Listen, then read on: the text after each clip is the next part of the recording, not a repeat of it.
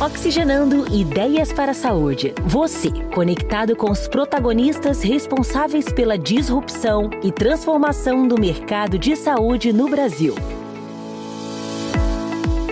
Olá, eu sou Eduardo Mangione, CEO da eFarma, e esse é Oxigenando Ideias para a Saúde. Essa segunda parte da conversa com a Vanessa Pinsky, especialista em sustentabilidade, traz informações muito práticas para quem pensa em adotar ações na agenda ESG. Afinal, por onde começar? E olha que bacana, a Vanessa mostra que ESG não é só para grandes empresas, não. Bem, eu comecei tirando uma dúvida que eu acho que também pode ser a dúvida de muita gente aqui.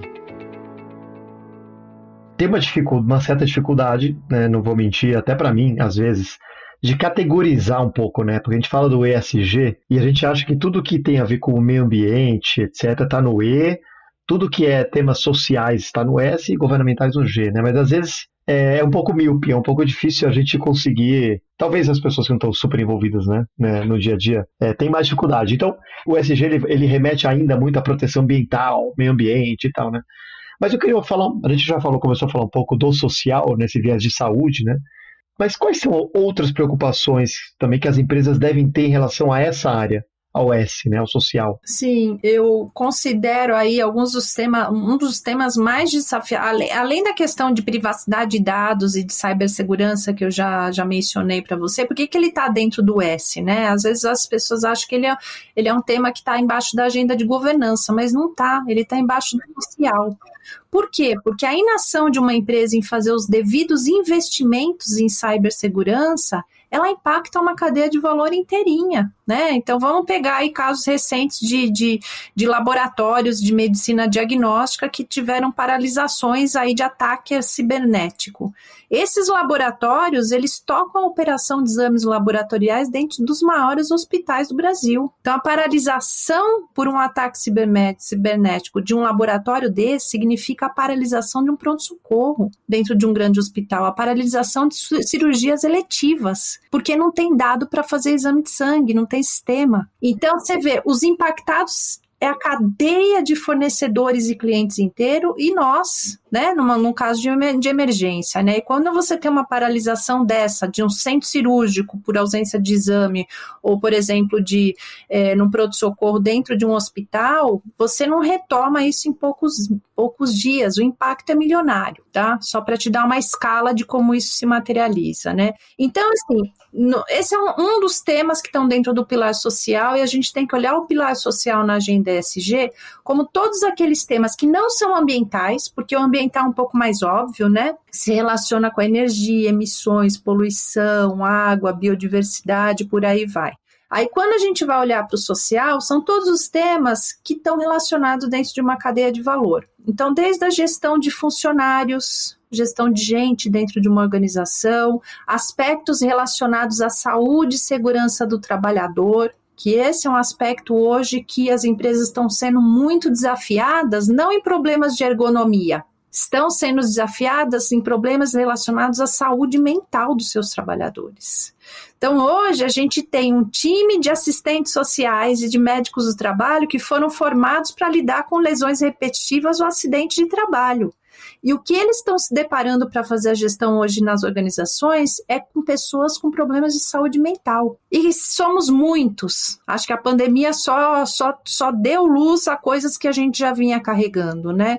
Então, ali é burnout, síndrome do pânico, bipolaridade, depressão e uma série de outras questões que hoje uma empresa que não tem uma política ou um programa voltado para a saúde mental é um risco trabalhista. Impacta a produtividade, impacta o engajamento, aumenta o turnover, dificuldade de retenção e mais do que isso, o burnout hoje é uma síndrome do trabalho. Então a gente tem causas trabalhistas envolvidas. Esse é um tema ESG dentro do pilar social, num tema que se chama saúde e segurança do trabalhador. E aí a gente pode ir para a cadeia de valor, né? Por exemplo, a gestão de fornecedores, que hoje, na perspectiva da sustentabilidade, não importa se é um funcionário CLT ou se é um terceirizado, a responsabilidade é da empresa contratante. né? Então, olhar para práticas de salário digno, condições de trabalho, alojamento para quando tem operações aí, especialmente em campo, né? Isso tudo é um risco de cadeia de valor, né? Então... E aqui a gente tem os exemplos das techs aqui também, né? Aquelas grandes marcas, confecções de roupa. Então, a Apple sendo acusada de trabalhar com fornecedores na Índia ou na China, que tem trabalho escravo, ou trabalho infantil, ou... A gente tem muitos exemplos disso na atualidade, mas é o que você está comentando. Quer dizer, no final, a Apple não pode ser conivente e não pesquisar, não fazer a sua lição de casa ao incorporar na sua cadeia de valor alguém que tem práticas que são completamente erradas, né? Exato. E às vezes, Eduardo, eu vou mais longe com você. Essas práticas estão dentro das indústrias na área de saúde, tá?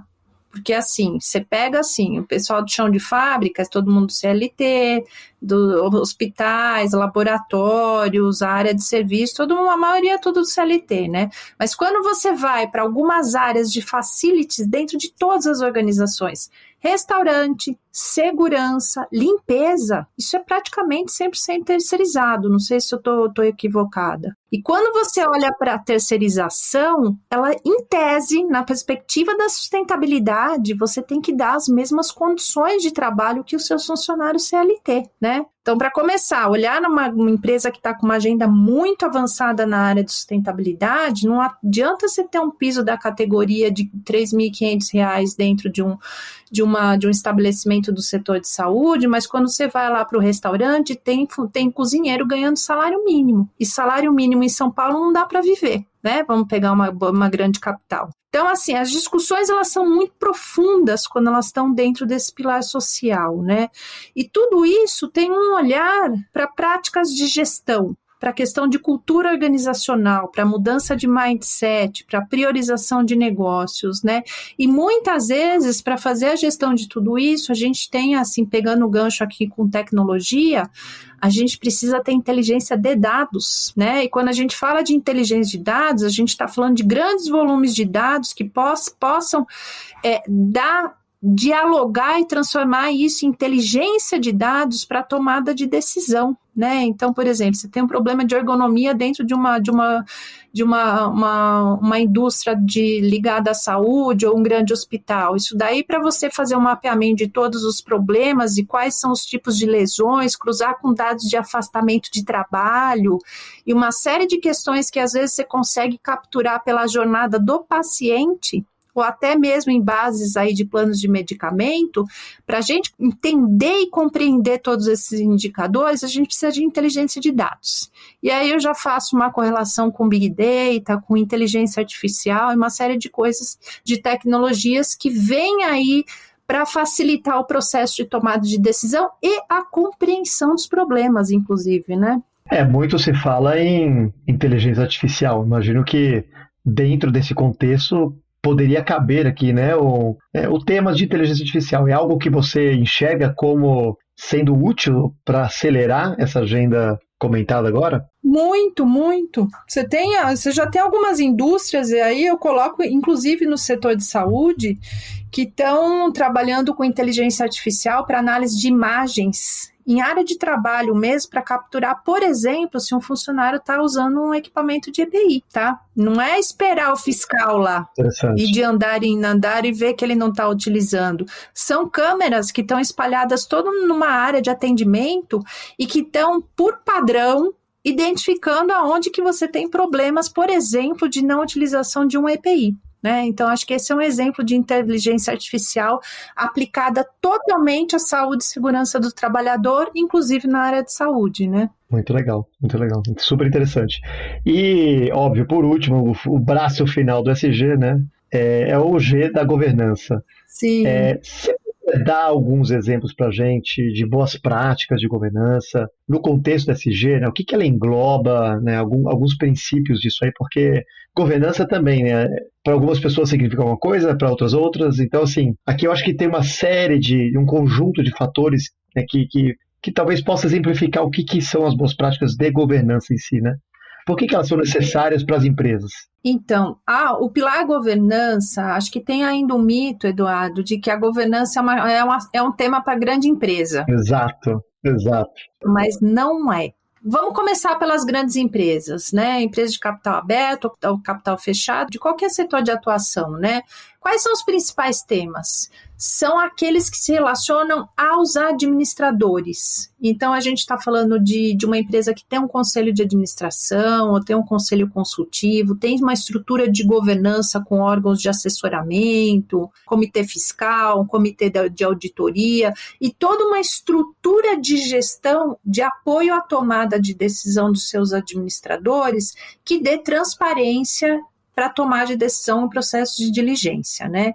Então, aí, a gente está falando de grandes empresas. Agora, toda uma outra agenda muito, muito importante dentro do pilar de governança, elas são totalmente aplicáveis para as pequenas empresas, tá? Vou falar do básico do básico. Ter um código de ética dentro da organização. Ter um canal de ouvidoria, e que não precisa ser um sistema robusto, pode ser um e-mail que tem alguma garantia de anonimato dentro do site, ou dentro do Instagram de uma determinada organização da área de saúde de pequeno porte, onde possa ter um contato de reclamação, de denúncia. Um local seguro, né? Onde você pode até falar anonimamente alguma denúncia, algum problema. Tá. Porque quando a gente fala ouvidoria, a maioria das pessoas acha que tem que ter um departamento, né, para receber todas as questões, mas não é. Uma ouvidoria, ela pode começar com um canal de comunicação, que pode ser um e-mail, né, que tem uma pessoa que vai tentar trabalhar num processo de isenção, né. Além disso, acho que ter o código de ética ligado a um código de conduta, ter algum tipo de prática anticorrupção, a questão da transparência fiscal, a questão da transparência tributária. Para as pequenas empresas, assim, é uma empresa formalizada, né? Ela está no regime tributário adequado. Então, é tudo que vai olhando para as práticas de gestão em relação aos seus administradores, ao dono, aos executivos dentro da organização, né? Acho que olhando um pouquinho assim, como que a gente conecta isso com a melhoria da performance em sustentabilidade? Uma boa prática de governança é aqui, olha, por exemplo, as empresas que têm comitês ou têm conselhos de administração, conselhos consultivos, olhar para a questão da diversidade dos conselheiros, né? Então, hoje, a questão da diversidade ela é importante não só porque ela é regulatória, seja na B3 ou tem uma pressão enorme para a sociedade. Ela é uma questão importante como premissa de negócio, porque conselheiros diferentes e diversos, e aí a gente está falando de diversidade de gênero, de experiências, de idade, de trajetória profissional, ela é importante para trazer uma diversidade de visão de ideias e construção de cenários de futuro dentro de uma organização, né?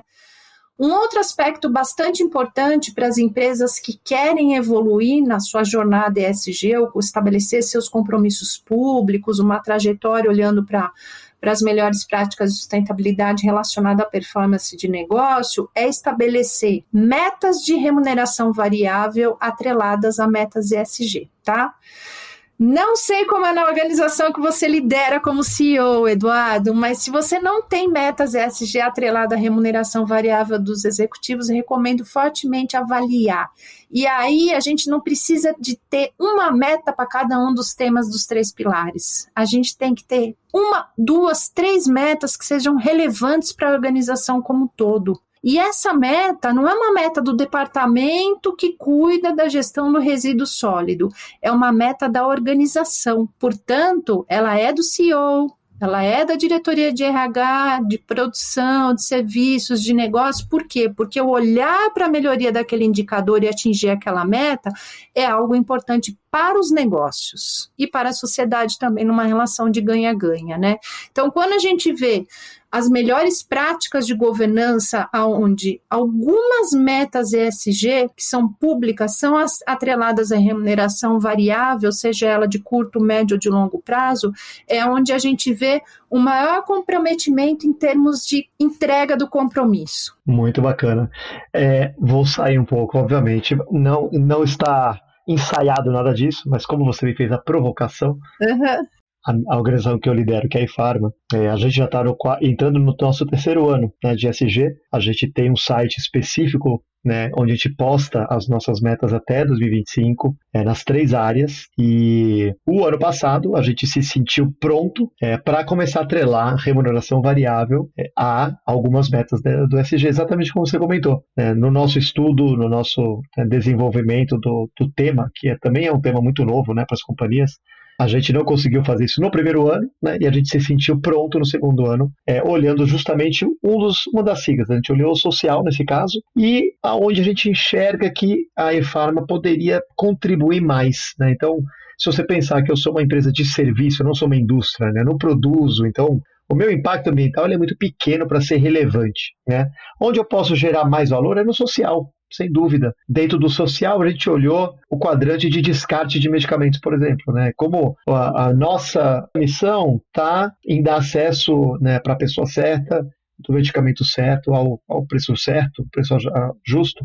A gente acaba fomentando acesso a remédio. E nada mais justo a gente não só dar o acesso, né, que isso, né, por um lado vai gerar mais pessoas comprando medicamentos de maneira mais frequente, a gente tem que se preocupar com o resíduo também, né? Então, a gente começou essa agenda com parceria em algumas redes de farmácia e está ampliando isso ano a ano. A gente tem bastante ambição em ser um dos grandes protagonistas aí nesse meio, tá? Então, no ano passado a gente já atrelou as primeiras metas aí sociais, uma delas é essa, tá? A mais importante, mas algumas sociais, a remuneração variável dos executivos. Então, muito bacana que a gente chama de walk the talk, né? A gente está walking the talk nesse sentido e faz diferença, quer dizer, isso né? faz o ESG ser parte da pauta, né? Exato.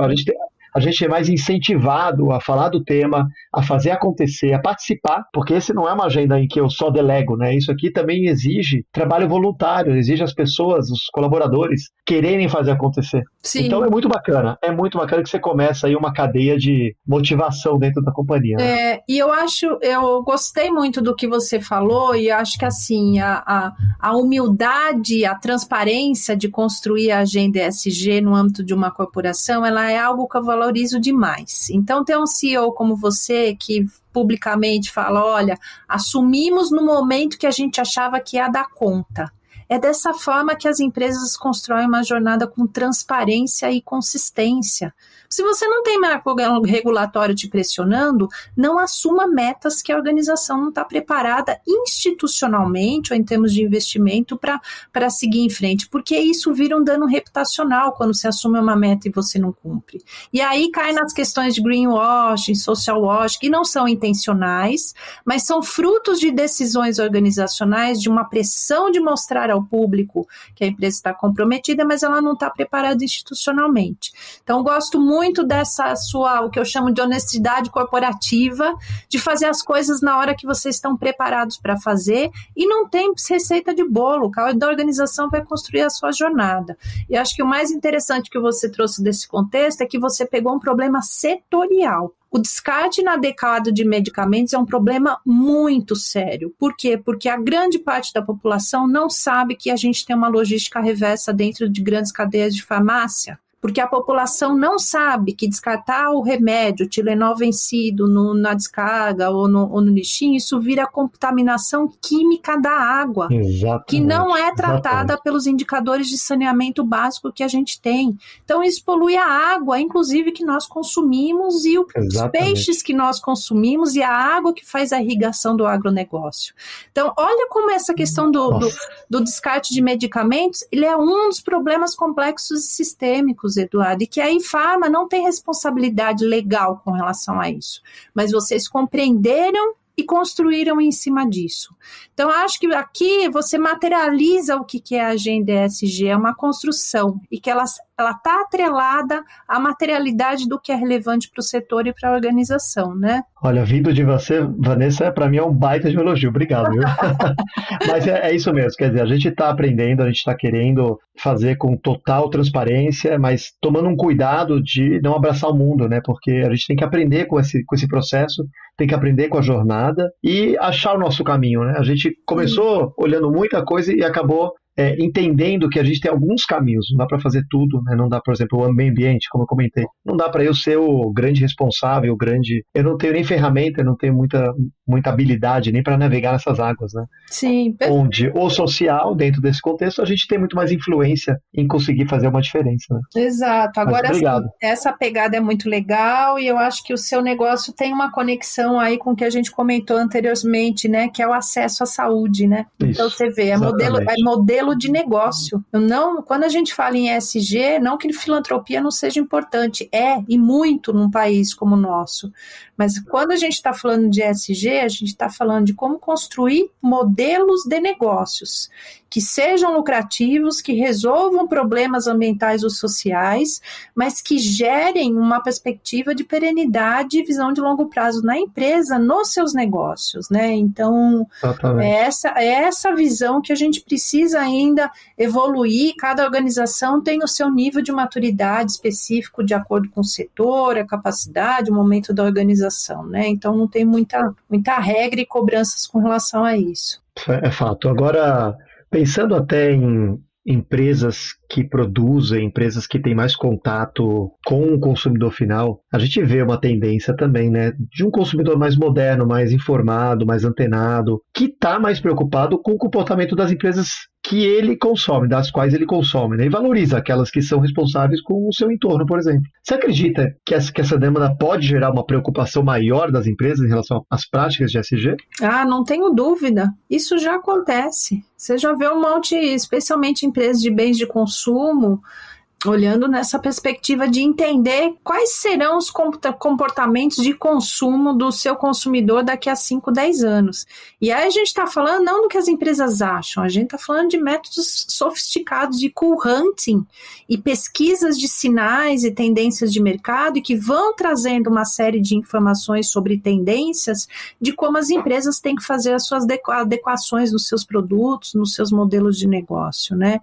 Então, acho que assim, o setor de saúde, certamente para quem está liderando aí diretamente com o consumidor final, olha para essas perspectivas. Eu acho que as empresas prestadoras de serviço, por exemplo, na área de saúde, direto para o consumidor final, olham muito para a questão de diversidade dos seus funcionários que estão atendendo, né? Hoje a gente tem grandes hospitais aqui em São Paulo que tem nutricionista-chefe que é cadeirante. Quem dera a gente ver um negócio desse, né? A diversidade na recepção de um laboratório. E por aí vai. E a outra questão, assim, acho que tem uma questão no setor de saúde que você bem colocou aí, não só a questão do descarte dos medicamentos, mas a questão das embalagens, né? Especialmente nas farmácias, né, Eduardo? E aí eu sei que é uma questão de merchandising, determinada aí por uma série de questões visuais, do ponto de venda, da embalagem, especialmente os produtos que estão nas prateleiras, né, onde a tomada de decisão ainda, para quem está fazendo os protótipos dos produtos e trabalhando com o ponto de venda,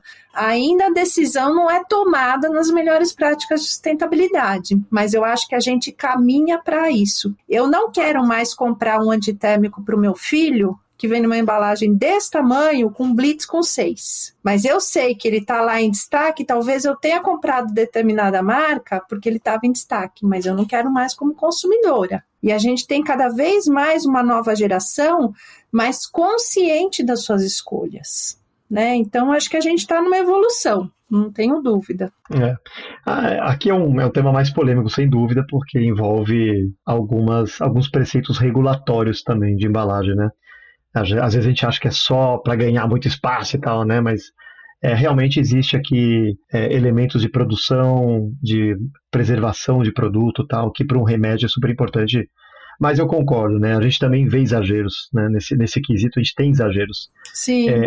Além das embalagens que a gente está comentando, tem muito material promocional em loja, né? Outros elementos aí também que não ajudam no mesmo caminho do tema que a gente está conversando aqui. Agora, como que você vê esse cenário no Brasil e no mundo? Assim, se a gente olhar a curto, médio, longo prazo? Olha, eu acho que de uma maneira geral, a gente já evoluiu bastante, Eduardo. Se pegar assim, quando eu comecei a trabalhar com esse tema dentro de estava no setor de tecnologia no início do ano 2000, a gente literalmente focava, as organizações como um todo, focava assim, nos condicionantes para licença social para operar, licença de operação quando são empresas que geram impacto ambiental, mas se olhar para as práticas de sustentabilidade, era muito voltado para o público interno, né? E um pouco de comunidade do entorno, investimento social privado. Hoje, acho que assim, o tema ESG, ele minimamente está presente em alguma instância dentro das organizações. E isso é uma evolução muito grande. Se não é todo mundo que ainda entende a complexidade da agenda ESG, a conexão com negócios em relação a riscos e às oportunidades de novos modelos de negócio, o tema está presente de alguma forma. Né? Ele está nos jornais, ele está na televisão, ele está no dia a dia, ele está nas redes sociais e ele está presente com os gestores e lideranças das organizações. Então, acho que a gente vai evoluindo e aí, junto com isso, a gente tem uma série de marcos regulatórios que vão, num primeiro momento, pressionando muito as grandes empresas com relação à avaliação, mecanismos de avaliação, reporting, transparência, etc. e tal. Mas lembra que essas grandes empresas que estão hoje sob o escrutínio de mercado de capitais e mercado financeiro, elas têm uma cadeia de valor. E quando elas se comprometem com uma determinada meta social de fazer uma boa gestão da sua cadeia de fornecedores, isso vai cascatear até lá embaixo. E no Brasil, 80% das empresas são micro e pequenos empreendedores. Isso significa que a grande maioria das grandes empresas no Brasil não operam sem os pequenos. E a inação em não trabalhar questões de inclusão e o fomento dessa agenda das boas práticas de sustentabilidade ESG dentro dos pequenos e médios fornecedores que estão no encadeamento produtivo das grandes empresas, isso não existe mais. Cada vez mais as empresas vão começar a olhar. Então, uma agenda que cascateia. E assim a gente vai criando um círculo virtuoso, né? Espero que com negócios sustentáveis, com visão de longo prazo e numa relação que seja um ganha-ganha para a sociedade e para as empresas, né? Excepcional. Excelente momento para a gente fazer uma pausa. E a gente vai entrar agora num quadro, Vanessa, em que a gente entrevista você para te conhecer melhor também como pessoa, porque profissional, expert, quer dizer, extremamente competente, a gente já sentiu. Obrigada. Agora seria interessante te conhecer como pessoa também, tá? O seu lado pessoal. Então, são algumas perguntas com respostas curtas, só pra gente ter esse bate-bola, tá bom? Tá legal. Então, vamos lá. Tirando livros técnicos aqui, você tem lido alguma coisa ou leu alguma coisa que mudou o seu mindset? Olha, eu não sei se você considera livro técnico ou não, mas eu tenho 2 sugestões de livros que eu li nos últimos anos que, assim, que foram transformadores para mim. O primeiro que se chama Antifrágil, que é um livro do Taleb, que fala um pouco... Você já leu? Então, já tá leu assim. Um livro difícil. Deus do céu. Então, o livro é difícil, não dá para ler inteiro. Se você ler até a metade dele já está suficiente, mas assim, compreender a antifragilidade, como que isso se apropria na nossa vida pessoal e como a gente transforma negócios que são além de resilientes, eles são antifrágeis e eles se tornam melhores a partir de uma situação complexa e de um caos, isso é muito transformador. Né? Então, acho que assim, a reflexão ela é profunda, mas não precisa ler o livro inteiro, porque o livro é denso, né, Eduardo? Outro livro que assim não é novidade, é da minha área. O fundador da Patagônia, o Yvon Chouinard, ele é uma referência em sustentabilidade. Agora, sim, a autobiografia dele, que deve ter uns 15 anos, eu li faz pouco tempo, ela vale a pena. Chama Let My People Go Surfing. Quando ele escreveu essa autobiografia, é uma aula world class de como implementar as melhores práticas de negócio dentro de uma empresa, deixar as pessoas felizes e ganhar dinheiro com essa agenda. Putz, então, assim, espetacular, super inspirador. E aí eu deixo uma dica de uma pessoa que me inspira muito na área da saúde, que eu adoro, que aí é não técnico, é o Drauzio Varela. Eu sou fã dele. Ele tem muitos fãs, muitos fãs. Não, eu já vi vários. Tem aqui o livro, Estação Carandiru, Correr, O Exercício da Incerteza, As Prisioneiras, e assim, ele é uma pessoa assim que veio ao mundo para transformar o futuro. Bacana. Um comunicador que é um médico que gera um impacto social muito grande na área de saúde, aí continua escrevendo e continua correndo com seus 80 e tantos anos, né?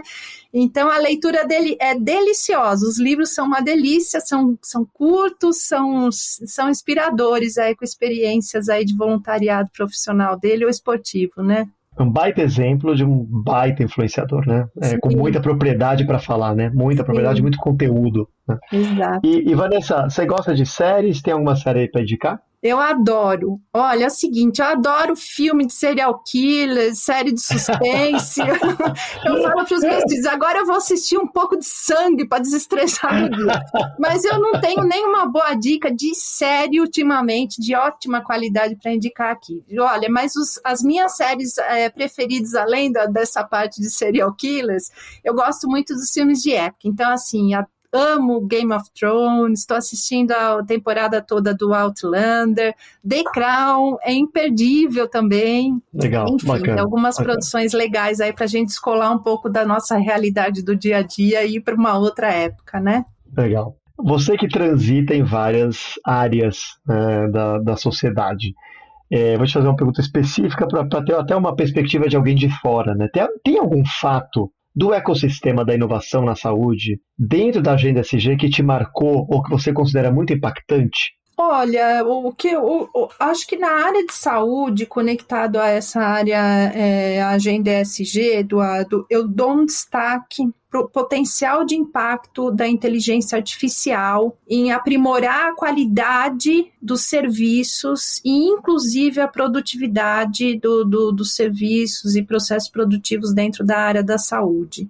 Então, acho que a questão da inteligência artificial, ela vem para automatizar alguns processos e liberar as mentes aí para tocarem aí tanto na área de diagnóstico como na área de pesquisa básica, vem potencializar demais isso, sabe? E eu acho que a outra questão que a gente tem visto aí é a vulnerabilidade de algumas organizações grandes na área da saúde com relação a ataques de cibersegurança. Esse é um ponto muito crítico. Sem dúvida. Porque a gente está conectando todo mundo, não só a paralisação de operações de uma determinada cadeia de valor, mas a gente está falando de proteção de dados pessoais, de todos nós, tá? Então, isso é uma questão E dados sensíveis, né? Dados muito sensíveis. Muito complexa.